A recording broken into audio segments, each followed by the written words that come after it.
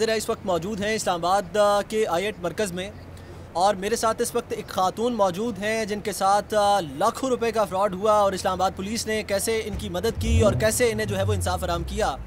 आपने देखा होगा कि इस्लामाबाद के जो हमारे पाकिस्तान के कानून नाफिज करने वाले इदारे हैं वो कितने तेज़ी से काम करते हैं कि जो मुल्ज़िम है उसे हर फॉरम पर इंसाफ जो है वो उसे हर फॉरम पर फैसिलिटेट किया जाता है, बेनिफिट्स फराहम किए जाते हैं, और जो मुद्दई मुकदमा है, जो दरख्वास्त गुजार है, वो हर फॉरम पर जो है वो जलील होता है। उसकी एक मिसाल हमारे साथ बैठी इस प्रोग्राम में शामिल ये खातून हैं जो कि आज हमारे प्रोग्राम की मेहमान हैं और आज हमारे साथ शामिल हुई हैं। आपको बताएं कि इनके साथ मामला क्या पेश आया। आपको बताएं कि इस वक्त इस्लामाबाद के आई8 मरकज़ में मौजूद हैं और एक खातून ने राबिता किया कि इनके साथ जो है वो लाखों रुपए फ्रॉड करके एक खातून ने इनकी लाखों रुपए की अमाउंट जो है वो हड़प कर ली है। और इस्लामाबाद पुलिस के पास जब ये मदद के लिए पहुंची तो इस्लामाबाद पुलिस ने इनके साथ कैसा रवैया इख्तियार किया, इस सारे मामलात की तफसीलात ये खातून जो इस वक्त हमारे साथ बैठी हैं, मौजूद हैं, अपनी ज़बानी खुद बताएंगी। मुझे ज़रा बताइएगा कि मामला क्या पेश आया आपके साथ। मैंने एक औरत के साथ जो है इन्वेस्टमेंट की, वो एक स्कूल में टीचर है। कैमरे की तरफ देखिएगा और लाउडी ज़रा जी जी जी अब बताइएगा मामला क्या पेश आया, कैसे ये सारी सूरत हाल बनी आपके साथ। मैंने एक खातून के साथ इन्वेस्टमेंट की जो कि आई8 IMCG में एक लेक्चरर है, 18 ग्रेड की ऑफिसर है। वो कहती थी कि मैं गवर्नमेंट के प्रोजेक्ट्स करती हूँ, टेंडर करती हूँ स्टेशनरी के, यूनिफॉर्म के और बुक्स वगैरह के। वो उस बेसिस पे जो है पेमेंट लेती थी। कहती थी 45 डेज़ का प्रोजेक्ट आ रहा है, 50 डेज़ का प्रोजेक्ट आ रहा है, गवर्नमेंट का टेंडर है, आप उसमें इन्वेस्टमेंट कर दें। तो मैंने उसके साथ जो है इन्वेस्टमेंट की। पहले एक प्रोजेक्ट मेरा उसके साथ हुआ 4 महीने पहले, अगस्त में 8 तारीख को उसके साथ मेरा पहला प्रोजेक्ट हुआ था। वो कामयाब रहा। उसके बाद जब ये प्रोजेक्ट ख़त्म हो गया, हमारी पेमेंट क्लियर हो गई, तो उसके बाद उसने मुझसे नई इन्वेस्टमेंट की डिमांड की कि आप कर लें। तो हम तो पहली चीज़ उनसे सबसे पहले ये पूछी कि जो आप कारोबार करती हैं ये आप किस तरीके से करती हैं, ये कोई सूद तो नहीं है, किस तरीके से आप करती हैं। तो वो कहती हैं कि मैं जो है ये करती हूँ गवर्नमेंट की टेंडर, ये इस्लामिक शरई तरीके से मैं कारोबार करती हूँ। तो मेरी बहन आप जो है बिला झिझक होके आप इन्वेस्टमेंट कर सकती हैं। उन्होंने जब मेरे से बड़ी इन्वेस्टमेंट की सेकंड टाइम में डिमांड की तो मैंने उनको बोला ये एक बहुत बड़ी रिस्पॉन्सिबिलिटी है, इतने पैसे कोई किसी को नहीं देता है। तो मैं उस टाइम पे डर रही थी, मैं उसको इन्वेस्टमेंट देना नहीं चाह रही थी, बट उसने बोला कि आप तो कायनात बहुत ज़्यादा डरती हैं। अच्छा, आप बता रही हैं कि जब पहली बार आपसे ये मामलात किए गए, आपको इन्वेस्टमेंट की बिज़नेस में जब लाने की उन्होंने कोशिश की, तो पहली दफ़ा उन्होंने अपने आप को, यानी कि अपने आप को क्लियर करने के लिए, अपने आप पर एतमाद बहाल करने के लिए छोटी अमाउंट से आपको जो है वो अपने जाल में फंसाना शुरू किया। जी जी। अच्छा। तो फिर उसके बाद जब मेरा इनके साथ सेकंड प्रोजेक्ट हुआ, मैंने इनको पेमेंट की, सारा कुछ किया। तो इनके साथ जो मेरा प्रोजेक्ट ख़त्म होना था वो 16 नवंबर को होना था 2023। तो इस औरत के साथ जो है वो 9 तारीख को मामला बन गया, क्योंकि इसने 5 तारीख को किसी की पेमेंट करनी थी, ये करने में लेट हो गई। इसके नंबर वगैरह बंद हो गए, अपने घर से गायब होगी, मिल नहीं रही थी। तो लोगों ने इसके पीछे जो है वो लोग छोड़ दिए। इसी गली में कितने दिनों से लोग मुखबरी कर रहे थे। ये मुलजिमा जो है वो मुल्क से बाहर भागने की कोशिश कर रही थी। जब ये अपने घर आई है अचानक से, तो लोग इसके घर में पीछे पीछे चले गए और सारा मामला बन गया। हमारे पास उसके वीडियो प्रूफ भी हैं, जो लोग इसके घर जाके इकट्ठे हुए, सारा कुछ हुआ। तो उसमें जो है वो 9 तारीख थी, जब हम लोग भी थाने पहुंचे हैं तो वहाँ पे उस टाइम पे हमारे पास चेक डिसऑनर नहीं थे। तो हमें मजबूरन इस औरत के खिलाफ 420 की FIR करनी पड़ी ताकि बाउंड हो जाए, कहीं भागे ना। फिर भी हमने 420 की FIR करके वेट किया कि 16 नवंबर आएगा, शायद ही पेमेंट क्लियर कर दे। बट उसने 16 नवंबर को भी पेमेंट क्लियर नहीं की, कोई कॉल वगैरह नहीं उठाई, कुछ नहीं किया। इसके सारे मामले में इसका बाप, इसका भाई और इसका शोहर जो है मुलविस हैं। इसका भाई है एहसन अब्बासी। जब भी हम बात करते हैं इस औरत से कोई पेमेंट मांगने की है, कुछ भी करते हैं, तो हमें धमकियां लगाता है, आगे से कॉल्स पे गालियों गलौज करता है और कहता है तुम लोगों ने जो करना है कर लो, हम पैसे नहीं देंगे। अच्छा, आपको धमकियां जो है वो लगाई जाती हैं, आपने इस बारे में पुलिस को नहीं बताया? मैंने उनको बताया। लास्ट टाइम भी जब मैं वुमेन थाना में मौजूद थी तो वहाँ पे इसके भाई ने मेरे साथ हाथापाई तक करने की कोशिश की। मैंने जो है SP साहब को तब भी उस टाइम पे कंप्लेन की, अलीम गुल्लू साहब को, कि ये मामला मेरे साथ G7 थाने में बन रहा है। उन्होंने बोला कि हम जो है वो करते हैं, उन्होंने भी इस खिलाफ कुछ नहीं किया। ये जहाँ जाते हैं, थाना कराल में जाते हैं, इंडस्ट्रियल एरिया I-9 वाला थाना है, कहीं पे भी जाते हैं, इनकी इतनी एडजस्टमेंट और इनके इतने ताल्लुकात हैं कि कोई इनके खिलाफ एक्शन लेता ही नहीं है। क्यों एसपी अलीम, आप क्या समझती हैं, उनके रिश्तेदार हैं क्या मुलजिमा के, उनको क्यों इतना लाइक आप कह रही हैं कि वो फैसिलिटेट कर रहे हैं, क्यों इतनी जो है वो उन्हें फैसिलिटीज़ मुहैया कर रहे हैं एसपी साहब? इनको फैसिलिटी सिर्फ इस एक जगह से नहीं, हर जगह से मिल रही है। इन लोगों को कोई रेफरेंस है, या तो एसपी साहब के इनके साथ कोई क्लोज ताल्लुकात हैं, जो वो ये मुलजिम होते हुए भी मेरे बात सुन नहीं रहे, कुछ नहीं करे। मैंने उनके सामने चेक पेश किए, स्टाम्प पेश किया, वो मुलजिमा अपने मुंह से मांग रही है कि मैंने पेमेंट ली है सारा कुछ, लेकिन वो कहती है कि मैं पेमेंट देने की पोजीशन में नहीं हूँ। मैंने एसपी साहब को बोला, मैंने कहा एसपी साहब आप जो है इसके खिलाफ FIR करें ताकि अभी के अभी अरेस्ट हो जाए, तो फिर जो है इसके खिलाफ आगे मामला करें। उन्होंने कहा ठीक है आप थाना G7 में जाएं, तो वहाँ पे कोई मैं FIR करता हूँ, तब तक हम इसको झांसा दे के बेचते हैं, ये वहाँ पे बैठेगी, उतनी देर में FIR हो जाएगी, हम इसको अरेस्ट कर लेंगे। हम 3 से 4 घंटे उधर थाने में वेट करते रहेंगे, एसपी साहब कब जो है वो FIR का कहेंगे, ऑर्डर्स मिलेंगे, FIR होगी तो ये नादिया के वहीं अरेस्ट हो जाएगी। बट ऐसा कुछ नहीं हुआ। अलीम गुल्लू साहब को मैंने कॉल करके भी पूछा, मैंने कहा सर आपने तो कहा था कि आप लोग जाएँ, हम FIR कर रहे हैं, इसको अभी के अभी अरेस्ट करें, आप FIR क्यों नहीं कर रहे हैं? तो उन्होंने आगे से कोई रिस्पांस नहीं दिया, कुछ नहीं किया और हमारी FIR नहीं की। अभी ऊपर 5-6 दिन और हो गए हैं, ठीक है। इसने पैसे खाए हुए, सारा कुछ किया, मुलजिम है, नज़र भी आ रही है मुलजिम है, फिर भी इसके खिलाफ एक्शन नहीं लेते। या तो इस औरत के कोई बहुत ऊपर तक ताल्लुकात है जो कोई इसका कुछ करना नहीं चाह रहा। एक मुलजिम को अगर आप लोग इतना बढ़ावा देंगे तो हम लोग किधर जाएंगे? हम कानून के पास नहीं जाएंगे तो किसके पास जाएंगे? ये लोग बोलते हैं आप आपस में सेटलमेंट करें, हम जिरगे करें, हम क्या करें? फिर कानून किस चीज़ के लिए? पाकिस्तान का कानून इतना कमजोर है। आपको एसपी साहब कहते हैं, ये एसपी साहब का मौक़िफ़ है जो आप बता रही हैं कि आप आपस में कोई जिरगा कर लें, आपस में जो है जिरगा कर लें, आप लोग बैठ के बात कर लें, जो इंस्टॉलमेंट वगैरह जो बनती है, जो कुछ बनता है। यानी कि अगर आपने जो है वो, अगर IG साहब के लिए भी ये एक साफ और खुला मैसेज है कि अगर अवाम ने खुद ही जो है वो आपस में जिरगे करने हैं, तो फिर महकमा पुलिस किस लिए है? महकमा पुलिस जो है वो तनख्वाह किस बात की लेती है? ये हमारा सवाल है इस्लामाबाद पुलिस के आला अफसरान से कि एसपी साहब जो है वो खातून को कह रहे हैं कि आप आपस में बैठ के कोई जिरगा कर लें, कोई फैसला कर लें, आप आपस में अपना बैठ के ये जो मसला है इसे सॉल्व आउट करने की कोशिश करें। अगर एसपी साहब के पास लाइक ये पेंडिंग पड़ी है एक एप्लीकेशन और अभी तक इसके ऊपर कोई एसपी साहब इंक्वायरी फाइनल नहीं कर सके, तो क्या अगर आपने खुद जिरगे करने हैं तो फिर महकमा पुलिस का क्या फ़ायदा? हमारा कानून और हमारे मुल्क का जो कानून है वो बहुत ज़्यादा कमज़ोर है। हमेशा जो है वो जालिम का साथ देती है और जो बंदा मजलूम होता है उसका साथ नहीं दे सकती।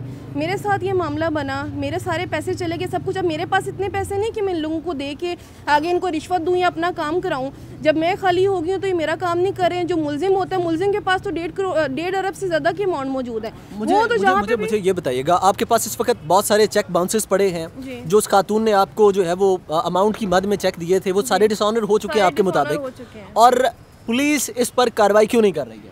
पुलिस कार्रवाई इसलिए नहीं करती क्योंकि पहले जब थाना कराल का मामला बना 9 नवंबर को, जब ये लोग वहाँ पे गए, क्योंकि इसके अपने घर वालों ने पुलिस बुलाई, 15 बुलाई थाना कराल में। इस औरत को जब शिफ्ट किया गया तो वहाँ पे इन्होंने जाके सबसे पहले SHO के साथ सेटलमेंट कर दी। अब आप लोगों को खुले हम पता है कि सेटलमेंट का क्या मतलब होता है। हमारा कानून रिश्वत लेता है और बंदे को छोड़ देता है।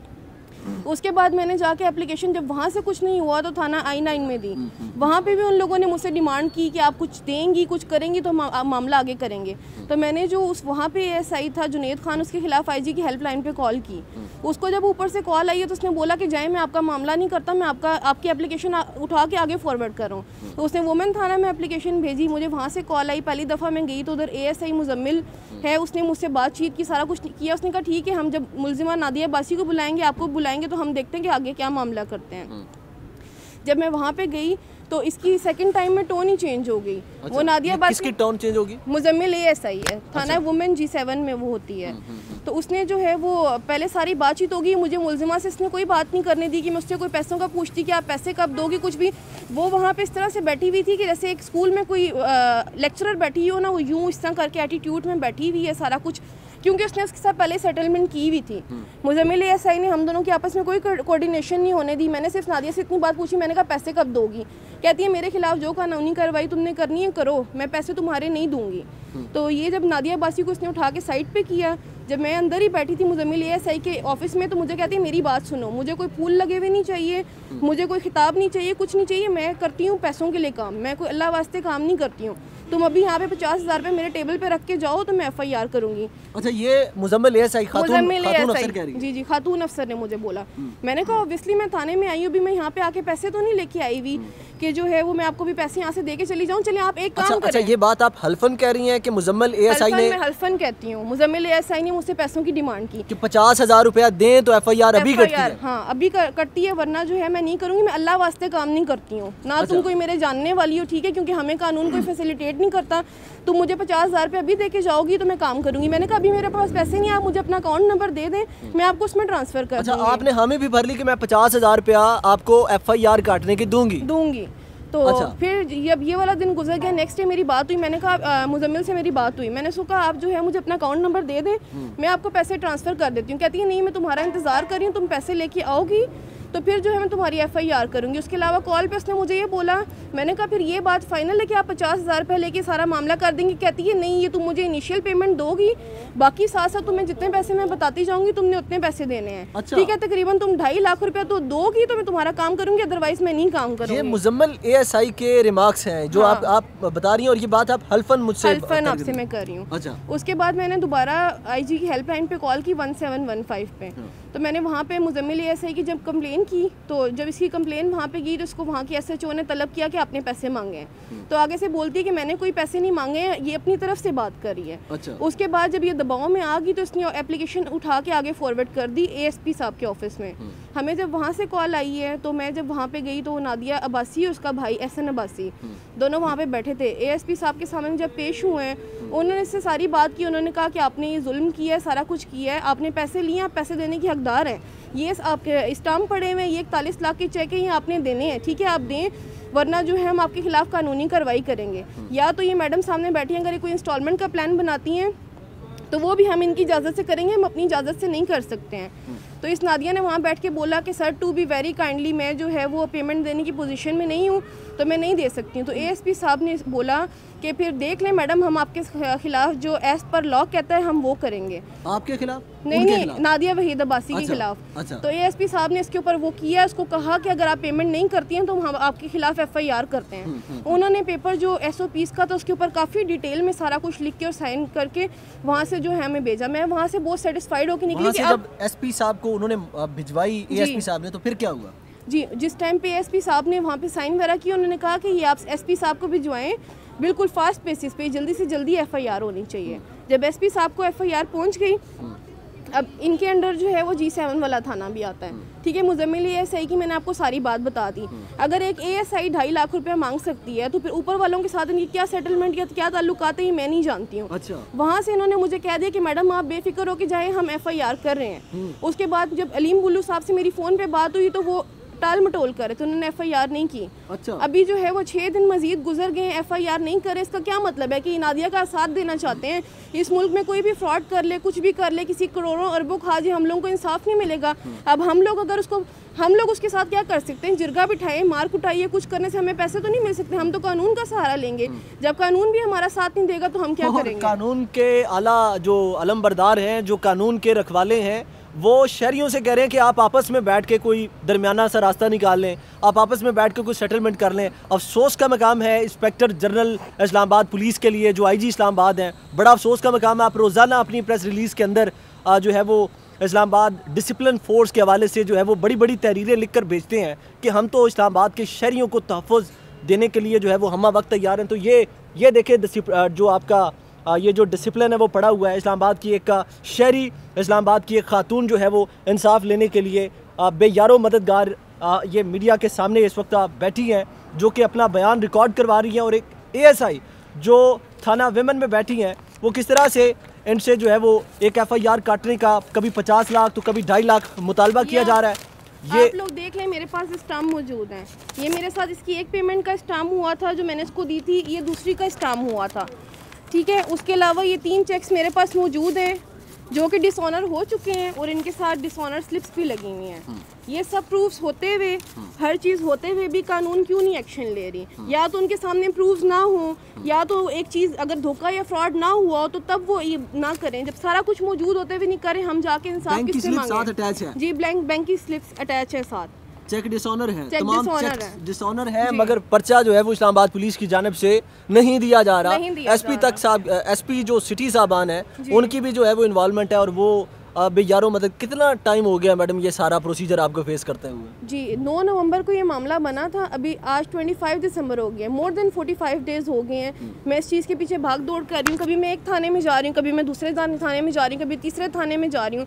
मैं जगह जगह जाके थक गई हूँ, ठीक है। इस औरत की वजह से मैं डिप्रेशन में चली गई हूँ, मुझे पैनिक अटैक होते हैं, ठीक है। एक महीने से ज़्यादा हो गया, डॉक्टर ने मुझे एंटी डिप्रेसेंट्स भी कर दिए, मैं नींद की गोली के अलावा सो नहीं सकती हूँ। मेरी जान पे बनी हुई है, मैं इन लोगों के आगे जाके गुजारिश करी, सब कुछ करी, मेरे पास तो इन लोगों को रिश्वत देने के लिए पैसे नहीं है।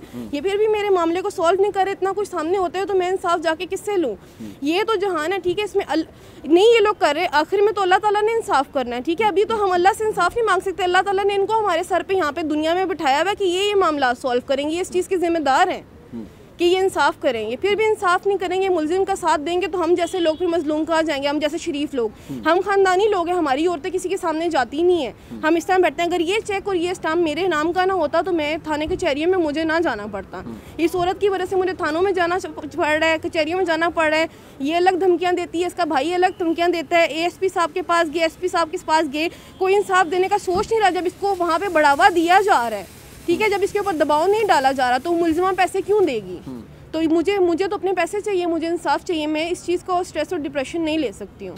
आपका बहुत शुक्रिया। आपको बताएं कि इस वक्त हमारे साथ मौजूद थी इस्लामाबाद की एक खातून है जो कि अफेक्टेड पर्सन है, मुतासरा हैं, जिनका एक खातून ने जो है वो लाखों रुपए मालियत का उनके साथ फ्रॉड किया। चेक जो है वो हमारे साथ टेबल पर ये आपको दिखाए जा सकते हैं। और इस वक्त इस्लामाबाद पुलिस एक खातून के सामने जो कि लाखों रुपए की जो है वो फ्रॉड करने के बाद इन खातून के साथ जो है वो फ़रार हो गई हैं। इस्लामाबाद पुलिस उनकी FIR जो है वो करने से, एक तो आपने इनका मौक़िफ़ सुना कि वो किस तरह से एक मुकदमा दर्ज करने का, एक लीगल FIR करने की जो है वो पैसे तलब कर रहे हैं, डिमांड कर रहे हैं कि आप जो है वो FIR के लिए 50,000 रुपया दें, फिर आगे इस मामले को प्रोसीड करने के लिए जो है वो तकरीबन 250 लाख की अमाउंट हमें दें तो उसके बाद आपका FIR होगी। ये सारे मामलात किए जा रहे हैं। इस्लामाबाद पुलिस जो अपने आप को डिसिप्लिन फोर्स के नाम से जो है वो जानने के लिए रोज़ लंबी लंबी प्रेस रिलीज़ जारी करती है।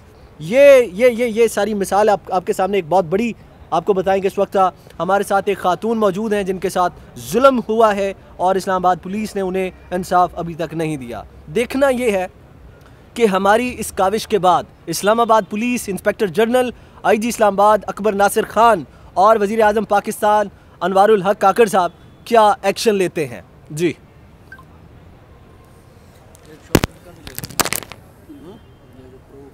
बस